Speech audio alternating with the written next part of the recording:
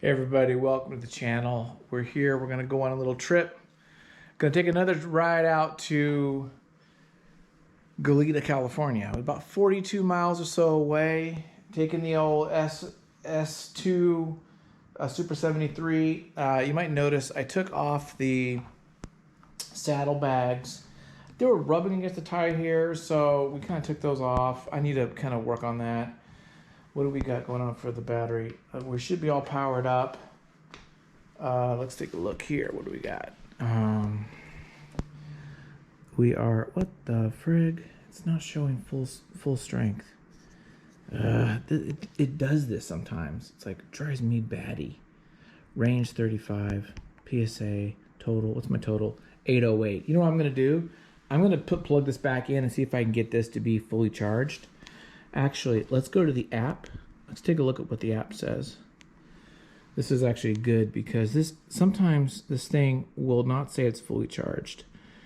So let's go to the app, which I do kind of hate. I've talked about that before. It takes me about 3.5 hours or so to get down there. We might make a couple stops. It's probably a good idea. Take a little break every now and then. Yeah, so we've done this before already. You know that it could be done, you know, easily with a single charge. But instead of like doing PSA 1 the whole damn time, I'm gonna like see how we can kick some ass and go on this a little bit faster, at least the second half. Usually the first half I go PSA 1, so in the second half I could haul ass. Let's see here. We want to allow Bluetooth. Let's look at what my energy says. It says 96. I don't like that. I'm going to charge it a little bit more, then I'm going to take off. Okay?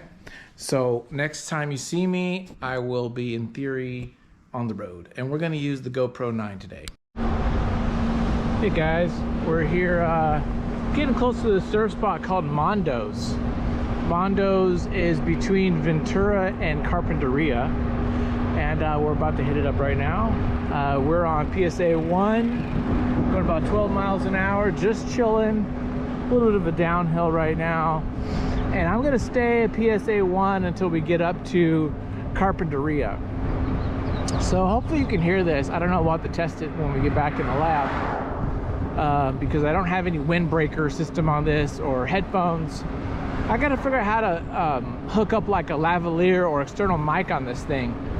I think you have to keep the hatch open, the battery hatch open, which is kind of precarious because I'm not really a fan of opening this thing, keeping it open for the battery to lop out as I try to connect through USB-C a microphone. So not a fan of that setup, but I guess when you make something waterproof like this, you got to make some concessions, and it's just hard to put an external mic on this. Anyway, so we're so far so good. I did have to charge up the battery again a little bit. I guess I thought it turned green yesterday when I charged it up. Either it's leaked a little bit, a couple percentage, which I don't know if that happens or not, or what. But I charged it up, took about another 10 minutes to bring it back up from 96 to 100. I don't have one of those fast chargers, but actually that would be something I'd be interested in. I think they're a couple $100. The fast charger would be cool because it would probably it would be fast. It'd be cool. So I like that idea. But we'll show you here the beach in a second, and we'll just keep riding away. I do love this thing. Hopefully we'll won't have any problems. There's a few surfers out today. Not much in the matter of wave. This is kind of a beginner break where beginners go. There's a bunch of folks here surfing and setting up. It's Friday afternoon on a 3-day weekend coming up, so you know everyone's kind of done for the week and ready to have some fun. It looks really nice, actually. I have to admit, I do miss surfing. I used to surf all the time, and I do miss it. The freedom of it, the fun, just getting in the water. So we'll keep going here in a little bit. Keep riding. Okay, we're taking a little pit stop here in Carpinteria. I'm about a third of the way to Goleta. Bike is holding up fine. Used about a quarter of the battery life on here, and so I think we're going to be fine. I'm going to start bumping it up to pedal assist 2 now. Give my knees a bit of a break. I swear, if this thing could just, if you can extend your leg the whole way, it would just be so much better. It feels so much better. But the thing is so low, it's really not meant for pedaling like long distances. At least a guy like me. So, next mission is find a restroom and then keep going. I'll probably show another video once we get up to Santa Barbara pretty soon here. But so far, so good. Okay, everybody, we got to Santa Barbara. So we're about 2/3 the way to Goleta.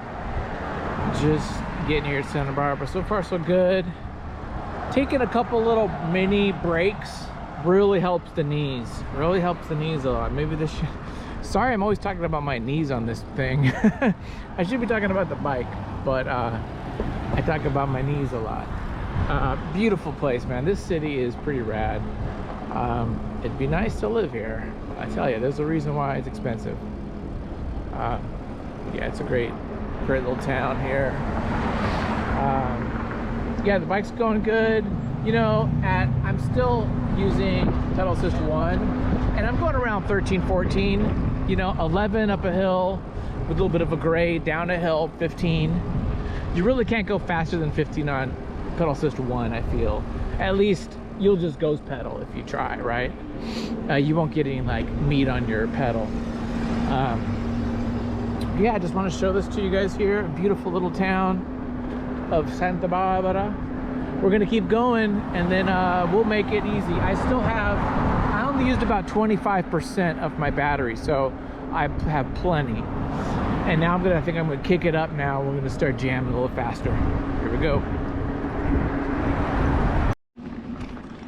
Okay guys, we're in Goleta. We're headed towards our destination along this little ditch reservoir. And look what I found. I found a little dirt road, a little dirt path next to the bike path. So this is like perfect for the Super 73s. This kind of, for me at least. If it gets too bumpy and too sandy, no thank you. Okay, people do it, but for me, no thanks. But this kind of nice, hard dirt mixed with a little bit of gravel, this is kind of fun. This is kind of a nice, I feel like the S2s are built for this. So you can see there's the bike path right there. I'm just gonna go on this little dirt path. Just a little bit more fun, a little bit more exciting, a little bit more movement, you know, on the tires. But yeah, I think anything more than this, and I think this bike isn't for it. Now the RX, of course, the R series is more of a dirt bike, but this is perfect for the Super 73, the S series.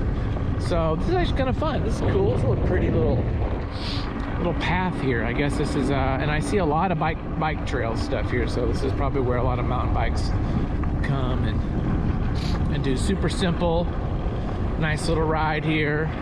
Just wanted to show you this for a minute. I think I'm gonna go to UCSB and show you guys UCSB, because I don't think I've done that yet. I thought that'd be kind of cool. So again, I'm hoping you guys can hear this.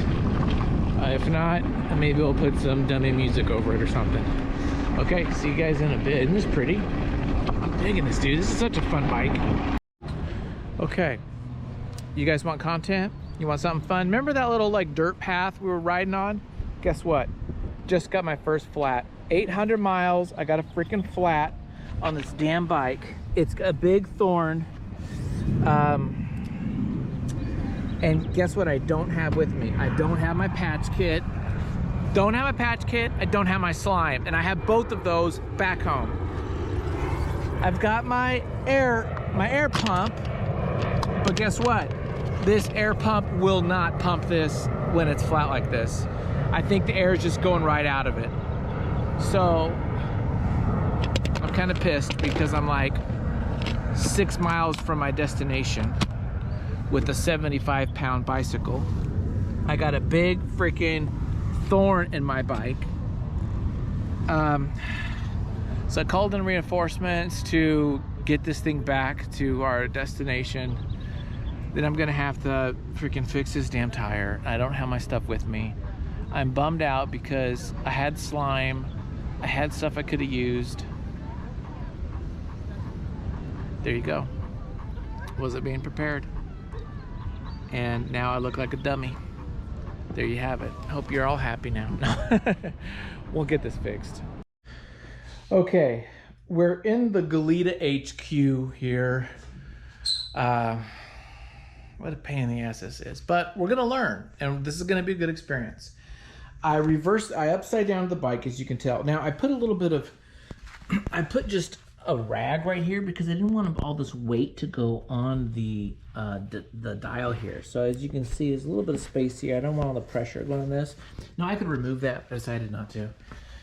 And I basically just flipped this up because we're gonna change the tire. Now, what you can do, in theory, is you could just get some green slime, slap in the green slime in there, it'll cover that up, and then air it up, right? But I gotta drive another 45 miles back. So I just don't want this to go flat on me again, dude. So I think we're gonna patch it. We're gonna patch it and then put green slime in it. So I need to go to the store tomorrow morning and grab some gear. But this is upside down.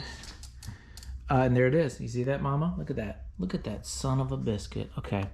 And it is a big old freaking dragon tooth. So that's our hole. We're gonna patch this guy up. I'll video this too of how I do it. And we'll just learn together here in Goleta, California. Okay, I was supposed to show you this and I got carried away. I actually went ahead and fixed the bike.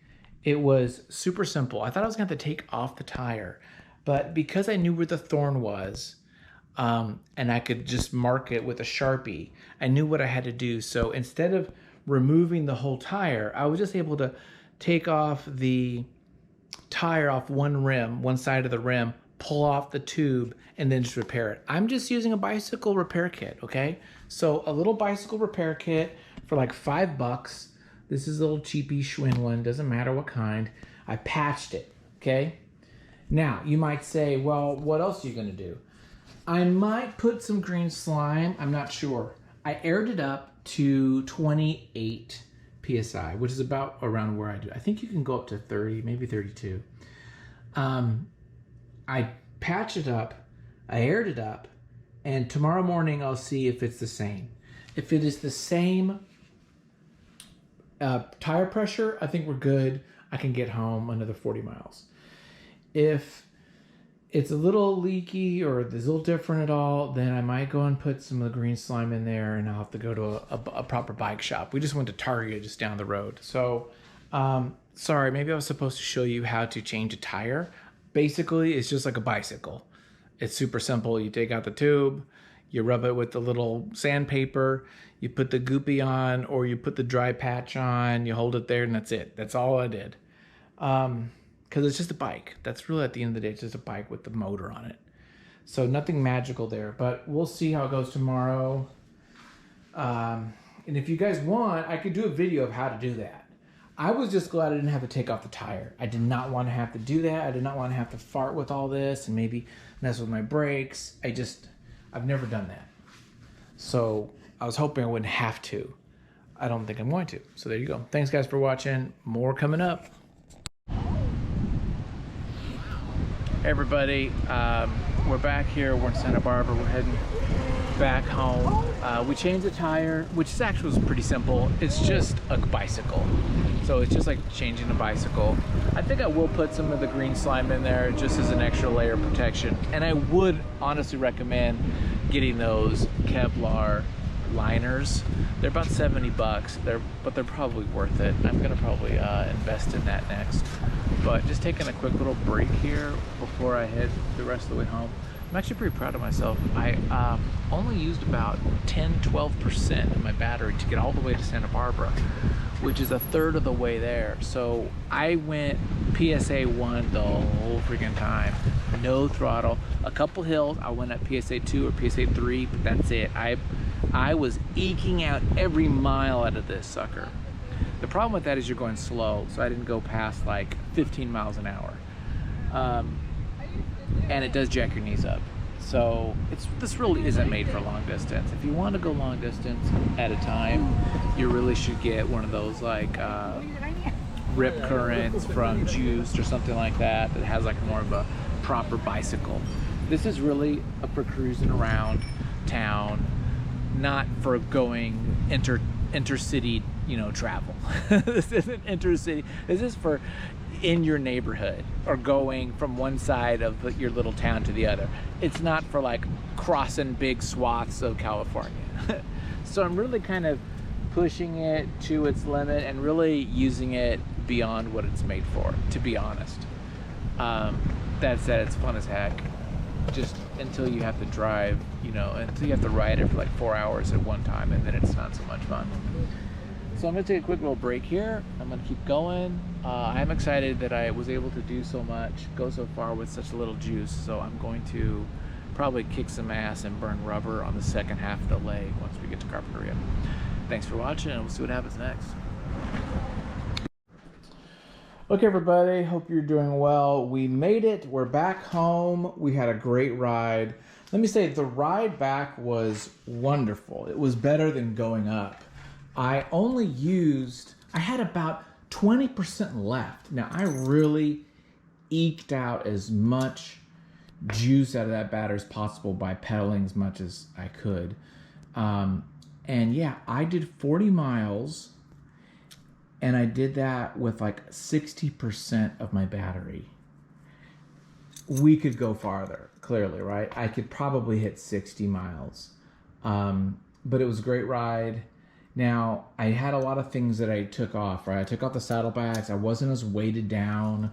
I didn't have my big kryptonite chain, which is 10 pounds. So there were some things that lightened the load, which really, when we're talking about ranges and distances, it's all about weight. You know, that's a big part of it. So, but yeah, it was a great ride. The weather was wonderful. It was great. Again, these really aren't meant for those long distance things, but I wanted just to push it as far as I could. Now, the tire, you know, we had that problem, and I know exactly what happened. It was that one spot where I went along that little reservoir, that little ditch over there in Goleta. And remember, I was riding it, and it was on the dirt road, and I'm like, don't ride any dirt roads. But guess what? That's what happened. And it was a big freaking like dragon tooth thing. But I fixed it. It's pretty simple. So my first flat in 900 miles, not too bad. And so now we're gonna, we need to fix these brakes, what we gotta do next. And change the pads. So have a good one, guys. Thanks for watching my trip.